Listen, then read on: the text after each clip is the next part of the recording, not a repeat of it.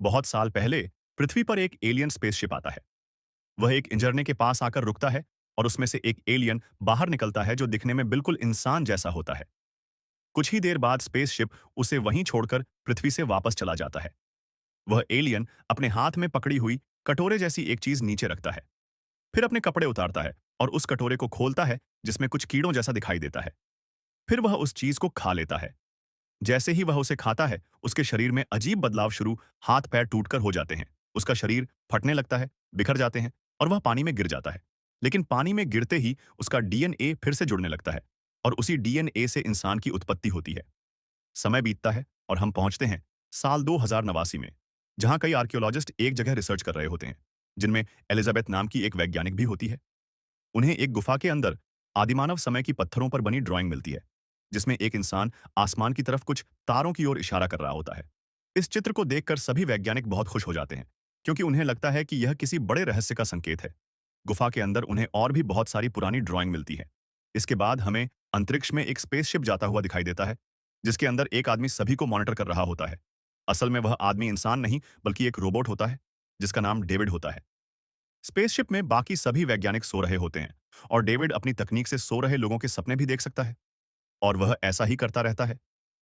वह एक कमरे में जाकर दुनिया भर की भाषाएं सीखता है, समय बिताने के लिए साइकिल चलाता है और वॉलीबॉल खेलता है। फिर वह एक और कमरे में जाता है जहां महान लोगों के भाषण और बोलने का तरीका रिकॉर्ड होता है, और वह उन्हें भी सीखता है।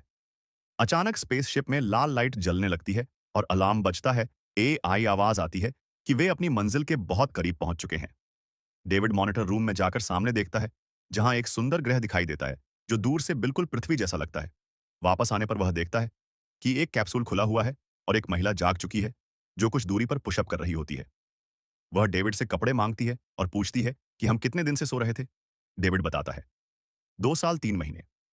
वह महिला मिशन की इंचार्ज होती है और वह डेविड को आदेश देती है कि सभी को जगा दो।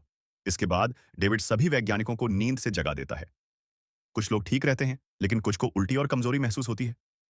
फिर सभी को एक मीटिंग में बुलाया जाता है जहां स्पेसशिप का चीफ अपना परिचय देता है।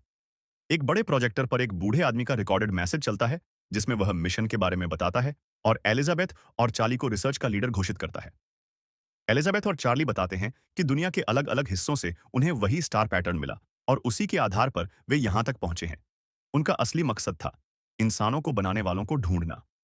यह सुनकर कुछ लोग उनका मजाक उड़ाते हैं और कुछ गुस्सा हो जाते हैं। मीटिंग खत्म होने के बाद उन्हें मेडिकल और एडवांस उपकरणों वाला कमरा दिखाया जाता है। स्पेसशिप की एआई उन्हें बताती है कि कंपनी का मालिक इस मिशन पर बहुत पैसा खर्च कर चुका है, और अगर कुछ नहीं मिला तो जिम्मेदारी उन्हीं पर होगी। इसके बाद वे पायलट के पास जाते हैं, क्योंकि अब वे ग्रह पर पहुंचने वाले होते हैं। ग्रह के अंदर जाते ही रडार पर एक दुर्लभ धातु दिखाई देती है। ऊपर मौसम खराब होता है, लेकिन अंदर सब सामान्य होता है। उन्हें कोई जीव दिखाई नहीं देता, इसलिए वे 2 पहाड़ों के बीच उतरने का फैसला करते हैं। सभी स्पेस सूट पहनकर नीचे जाते हैं और एक मकबरे जैसी जगह पर पहुंचते हैं। वहां वे छोटे छोटे ड्रोन छोड़ते हैं, जो पूरे इलाके का नक्शा बनाने लगते हैं। आगे बढ़ते हुए उन्हें ऐसी जगह मिलती है जहां सांस लेने लायक ऑक्सीजन होती है, और सब हेलमेट उतार देते हैं।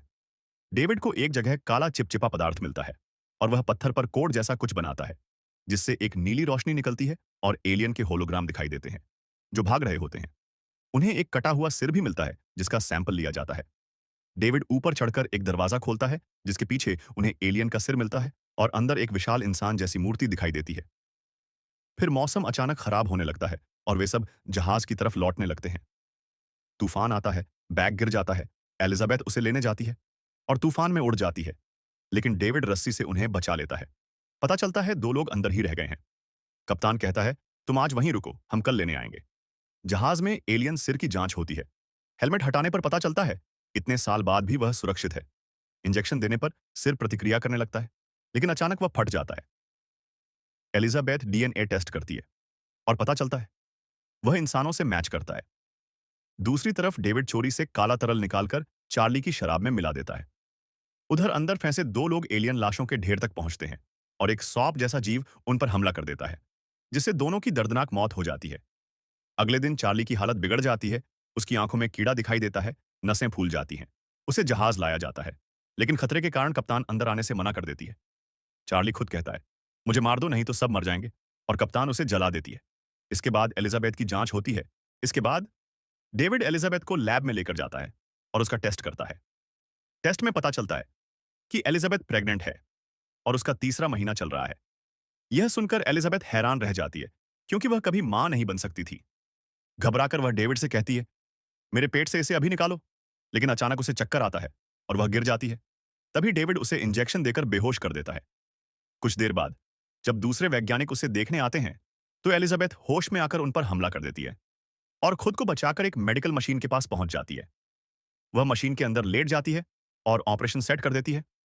कुछ ही पलों में उसके पेट के अंदर से एक अजीब सा टेंटिकल वाला जीव बाहर निकलता है। एलिजाबेथ तुरंत मशीन से बाहर आती है, कांच बंद कर देती है और पूरे कमरे को लॉक कर देती है। दूसरी तरफ हमें दिखाया जाता है कि जो लोग मकबरे के अंदर मरे थे, उनमें से एक का शरीर संक्रमित होकर जॉम्बी जैसा बन चुका था और वह स्पेसशिप तक पहुंच जाता है। वह एक-एक करके लोगों पर हमला करने लगता है। जब यह बात कप्तान को पता चलती है, तो वह वहां पहुंचकर उसे शूट कर देती है और जला देती है। इधर एलिजाबेथ भागते हुए एक कमरे के पास पहुंचती है, जहां वह देखती है कंपनी का मालिक, जिसे सब मरा हुआ समझ रहे थे, वह जिंदा है और कई डॉक्टर उसका इलाज कर रहे हैं। उसे तैयार किया जा रहा था ताकि वह मकबरे के अंदर जा सके। एलिजाबेथ उन्हें वहां जाने से मना करती है, लेकिन वह बूढ़ा आदमी किसी भी कीमत पर मरना नहीं चाहता था, इसलिए उसने इस पूरे मिशन पर पैसा लगाया था। इसके बाद सभी लोग मकबरे के अंदर जाने के लिए तैयार हो जाते हैं। तभी डेविड बताता है कि वह एलियन स्पेसशिप चला सकता है, क्योंकि उसने होलोग्राम से सब सीख लिया था। वह यह भी बताता है कि एलियन पहले पृथ्वी जाने की तैयारी कर रहे थे, लेकिन किसी तकनीकी कारण से नहीं जा पाए। एलिजाबेथ पूछती है, वे पृथ्वी क्यों जाना चाहते थे? डेविड जवाब देता है, कुछ नया बनाने के लिए पुराने को नष्ट करना पड़ता है। फिर डेविड बताता है कि अभी भी एक एलियन जिंदा है और वह उसे जगाने चला जाता है। डेविड कैप्सूल पर कोड डालता है और उसे खोल देता है। कुछ ही पलों में वह एलियन जाग जाता है और खड़ा हो जाता है। एलिजाबेथ उससे सवाल करती है, तुम हमसे नफरत क्यों करते हो? हमें मारना क्यों चाहते हो? अगर मारना ही था, तो हमें बनाया क्यों? लेकिन उसके साथ ही उसे रोक लेते हैं और डेविड उस एलियन से उसकी भाषा में बात करने लगता है। कुछ पल बातचीत के बाद अचानक वह एलियन गुस्से में डेविड का सिर उखाड़ देता है और बाकी लोगों को बेरहमी से मार डालता है। एलियन के जागने के बाद हालात पूरी तरह बदल चुके थे। कुछ ही सेकंड में उसने डेविड का सिर शरीर से अलग कर दिया और बाकी इंसानों को बेरहमी से मार डाला। एलिजाबेथ किसी तरह वहां से बचकर भागती है, लेकिन अब उसे समझ आ चुका था कि इंसानों को बनाने वाले ही इंसानों को खत्म करना चाहते हैं। उधर एलियन अपना जहाज चालू कर चुका था और उसका लक्ष्य था पृथ्वी। जहाज के अंदर हजारों काले तरल वाले हथियार मौजूद थे, जो पूरी मानव जाति को खत्म कर सकते थे। जब कप्तान को यह सच्चाई पता चलती है, तो वह एक बहुत बड़ा फैसला लेती है। वह अपने साथियों से कहती है, अगर यह जहाज पृथ्वी तक पहुंच गया, तो कोई नहीं बचेगा। इसलिए हमें इसे यहीं रोकना होगा, चाहे हमारी जान ही क्यों ना चली जाए। इसके बाद कप्तान अपना स्पेसशिप पूरी स्पीड में एलियन जहाज की तरफ मोड़ देती है और जोरदार टक्कर होती है। भयानक विस्फोट के साथ एलियन जहाज क्रैश होकर जमीन पर गिर जाता है। लेकिन खतरा अभी खत्म नहीं हुआ था, क्योंकि वही इंजीनियर एलियन क्रैश से बच चुका था। एलिजाबेथ भागते भागते उसी मेडिकल रूम के पास पहुंचती है, जहां उसने अपने पेट से निकले जीव को बंद किया था। तभी पीछे से एलियन वहां पहुंच जाता है और जैसे ही वह कमरे के अंदर आता है, वह विशाल टेंटिकल वाला मॉन्स्टर उस पर हमला कर देता है। दोनों के बीच भयानक लड़ाई होती है और मॉन्स्टर अपने टेंटिकल से एलियन को जकड़ लेता है। एलिजाबेथ इस मौके का फायदा उठाकर भाग निकलती है। कुछ देर बाद उस मॉन्स्टर के अंदर से एक नया जीव जन्म लेता है, जो दिखने में आगे चलकर बनने वाले जीनोमॉर्फ जैसा था। यानी इंसानों की बर्बादी की असली शुरुआत यहीं से होती है। दूसरी तरफ डेविड का सिर अभी भी जिंदा था। एलिजाबेथ उसे अपने साथ ले आती है, क्योंकि अब उसे सच्चाई जाननी थी। एलिजाबेथ कहती है, मैं पृथ्वी वापस नहीं जाऊंगी। मैं जानना चाहती हूं, हमें बनाने वाले कौन हैं और हमें मारना क्यों चाहते हैं। डेविड बताता है कि और भी इंजीनियर ग्रह मौजूद हैं, जहां वे जा सकते हैं। इसके बाद एलिजाबेथ एक दूसरे एलियन स्पेसशिप को चालू करती है और डेविड के सिर को अपने साथ लेकर इंजीनियर्स के होमवर्ल्ड की तरफ उड़ान भर देती है। और इसी के साथ ये कहानी खत्म नहीं होती, बल्कि एक नई कहानी की शुरुआत होती है।